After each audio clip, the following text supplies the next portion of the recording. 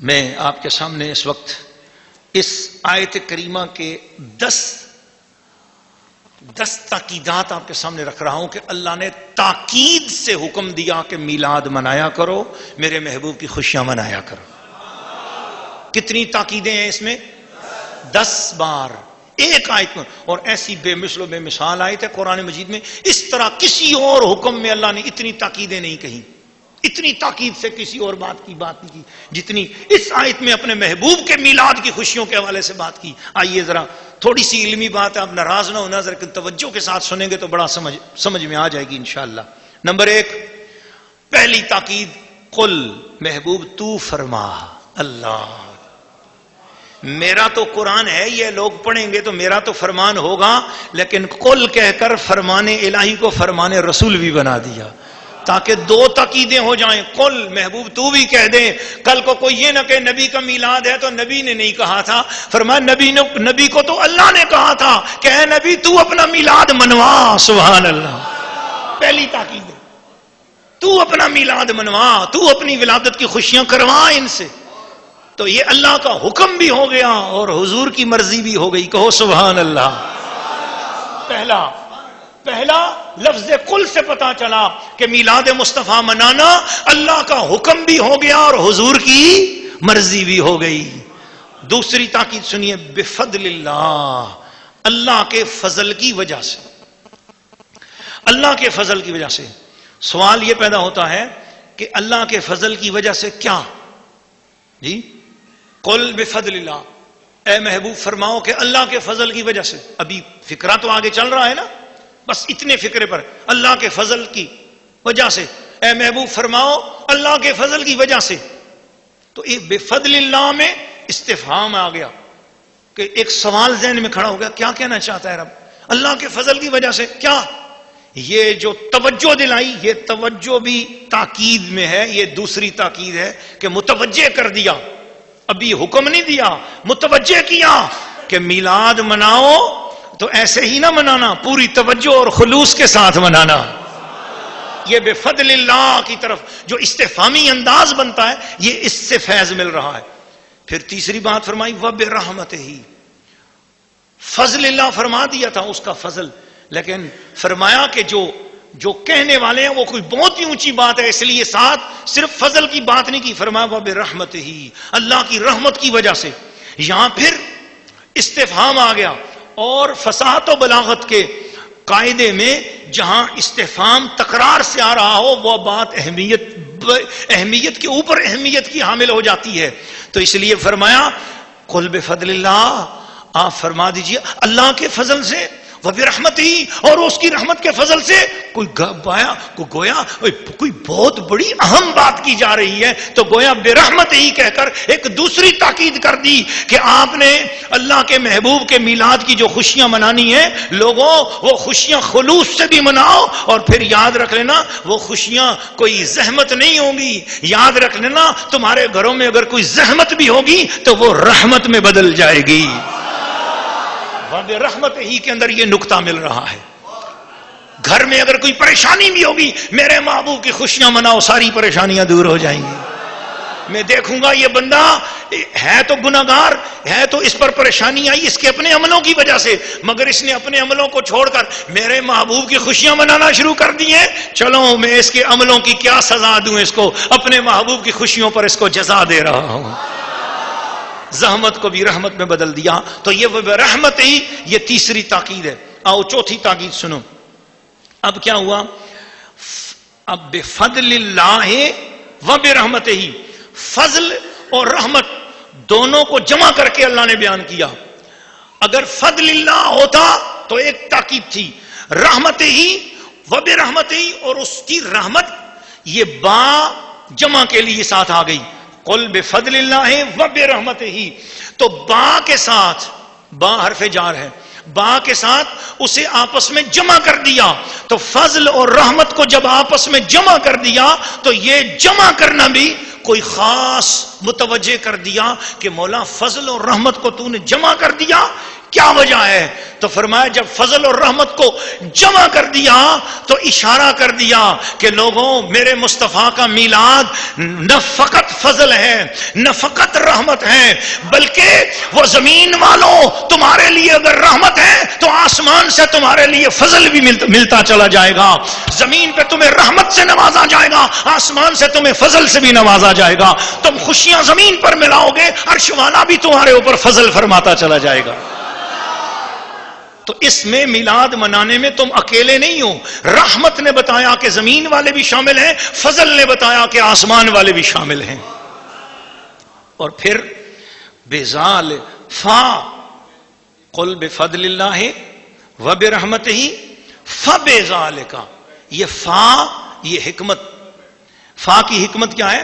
ذالکا کے کلمے پر فا کا اضافہ کیا، اور فا عربی زبان میں تاکید کے لیے آتی ہے، تو گویا اللہ پاک نے 5ویں تاکید عطا کر دی۔ کتنی تاکید عطا کر دی؟ گویا اب آپ تو میں 5 تاکیدیں بتا رہا ہوں اللہ نے میلاد مصطفیٰ کے لیے، خوشیاں منانے کے لیے تاکیدن 5 تاکیدیں ابھی تک آ چکی ہیں۔ پھر فرمایا بذالکا، فا کے بعد فذالکا نہیں فرمایا، بذالکا، فضل اور رحمت کے ذکر کے بعد اشارہ بعید لایا۔ اشارہ بعید قرآن میں جب بھی آیا ہے بڑی کسی عظمت والی چیز کے لیے آیا ہے، تو اس میں جیسے قرآن مجید شروع میں سورہ بقرہ اللہ تعالیٰ نے فرمایا ذالک الکتاب لا ریب فیہ، یہ وہ بلند رتبہ کتاب ہے جس میں شک نہیں، کو بڑی عظمت والی کتاب، تو ذالکا کا کلمہ اشارہ بعید کے لیے لایا۔ کیوں بعید کا اشارہ لایا؟ کہ لوگوں جس کا میلاد منا رہے ہو وہ تمہارے تصور سے بھی زیادہ بڑے بلند درجے والا ہے، تم صرف میلاد کی خوشیاں مناؤ، تم اس کے مرتبے کو جانچ نہیں سکتے ہو، وہ مرتبہ تمہاری عقلوں سے بھی زیادہ بلند مرتبے والا ہے۔ آپ کو اس سورہ یونس کی آیت نمبر 58 کی تفسیر میں ہم آپ کی خدمت میں اس آیت پر جو علماء کرام نے تاکیدات لکھی ہیں وہ تاکیدات آپ کو بتائی جا رہی ہیں۔ اب آیت کے اندر جو 6 تاکیدات ہیں وہ تو میں آپ کو بتا چکا ہوں، 6 تاکیدیں کر کے اللہ کریم اپنے محبوب کی خوشیاں بتا رہا ہے اور منوا رہا ہے، اور بتا رہا ہے کہ اتنی اہم چیز ہے میلاد منانا، اتنی تاکید والی چیز ہے۔ آپ لوگوں نے ایسے ہی سمجھا اور عاشقان مصطفیٰ کو آپ نے جاہل سمجھا کہ یہ شاید اپنی طرف سے خود ساختہ اور گھڑ کر میلاد منا رہے ہیں۔ واللہ باللہ ہاشا تاللہ واللہ باللہ، اللہ کا کلام ہمارے سامنے کھلا ہوا ہے، ہم وہ لوگ نہیں ہیں کہ جو روایات اور بے سر و پا باتوں کے پیچھے چلیں۔ الحمدللہ علی وجہ البصیرت عرض کر رہے ہیں کہ میلاد مصطفیٰ کے دلائل قرآن سے بھی مل رہے ہیں، حدیث شریف سے بھی ملتے ہیں، اور مصطفیٰ کے اپنے عمل سے بھی ملتے ہیں، اور صحابہ کرام کے بھی طرز عمل سے ملتے ہیں۔ صرف اپنے اپنے دور کے تقاضے تھے۔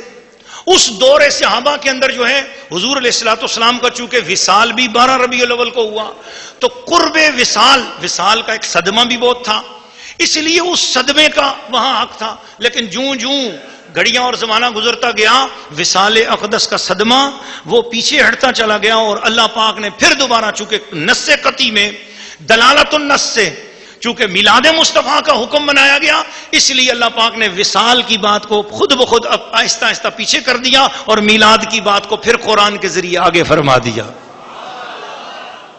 7ویں تاکید فل یفرحو، فل آپ کو بتایا کہ فا تاکید کے لیے ہوتا ہے، یہ فا کا کلمہ پھر تاکید کے لیے ہے، اور اس کے اوپر لام خود عربی زبان کے اندر تاکید کے لیے ہے، اور اللہ پاک نے تاکید 7ویں تاکید فرمائی، اور اب جا کر 7 مرتبہ تاکید کرنے کے بعد اب وہ بات سامنے رکھی۔ اتنی تاکید ہے، قل بفضل اللہ وبرحمتہ فبذالک فلیفرحوا، اس فل جب اتنی 7 تاکیدیں آ گئیں اب کہا لوگ متوجہ ہو گئے، بندے متوجہ ہو گئے کہ اے اللہ تو بغیر تاکید کے بھی کوئی بات کہے، ایمان والے کب انکار کریں گے؟ اے اللہ جب بھی تو نے کوئی بات کی حرف تحقیق سے بات کر دی، حرف قد سے بات کر دی، تو نے اپنے لیے جب کوئی بات کرنی ہی تو تو نے کہا ان اللہ علی کل شیء قدیر، فقط انا کا کلمہ کہا، لیکن جب میلاد کی بات آئی فقط انا نہیں کہا، 7 تاکیدیں نازل کر کے تب فرمایا فلیفرحوا، فرمایا 7 مرتبہ تاکید سے کہہ رہا ہوں کہ لوگوں اپنی مجلسوں میں، اپنے گھروں میں، اپنے علاقوں میں جب مصطفیٰ کے میلاد کی باری آیا کرے تو دھوم سے خوشیاں منایا کرو۔ فلیفرحوا، اس پہ لام بھی تاکید کا، یہ 8ویں تاکید ہے، اور 9ویں تاکید کہ میلاد منا کر اسے حقیر نہ سمجھنا، اسے کوئی رسم نہ سمجھ لینا، اسے کوئی رواج نہ سمجھ لینا۔ وہ کیا ہے اللہ کی نظر میں؟ کیا ہے؟ جب عاشق کوئی آدمی کوئی میلاد منا رہا ہو، حضور کی خوشی کر رہا ہو، تو وہ خدا کی نظر میں کیا ہے؟ فرمایا مجھ سے پوچھو، دنیا والوں کے تانوں سے نہ ڈرنا، گستاخوں کی باتوں کا دھیان نہ دینا، میں اپنے نبی کو بھیجنے والا ہوں، میں نبی کو خوشیاں کروا رہا ہوں، میں قرآن کی خوشیاں منوا رہا ہوں، تو پھر تم نے جو بھی خوشی میرے قرآن کی منائی، میرے قرآن والے کی منائی، میرے محمد کے میلاد منایا، پھر وہ کیا ہے میری نظر میں؟ ہوا خیر، وہ بہت بہتر ہے۔ وہ کیا ہے؟ وہ بہت بہتر ہے۔ اب یہ وہ بہت بہتر ہے، یہ ایک الگ تاکید ہے، ہوا الگ تاکید ہے۔ اب 10ویں تاکید کیا ہے؟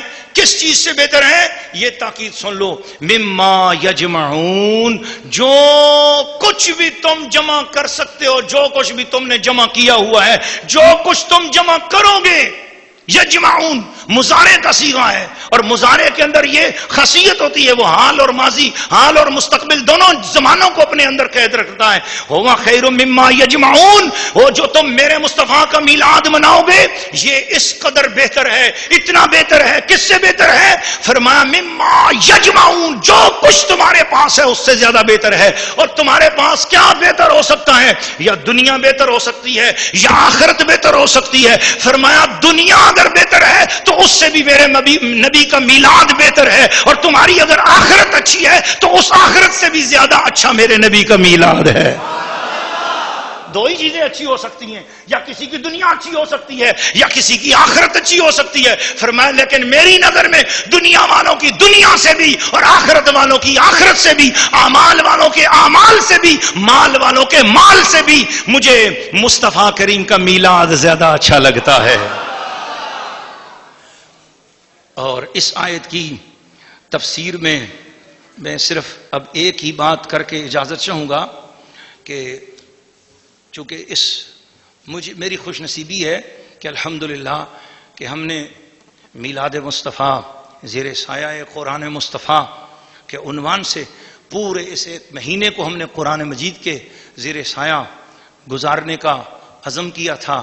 ہماری خوش نصیبی ہے کہ دوران تلاوت یہ آج ہی آیت نے آنا تھا، اور یہ میلاد کی رات بھی ہے۔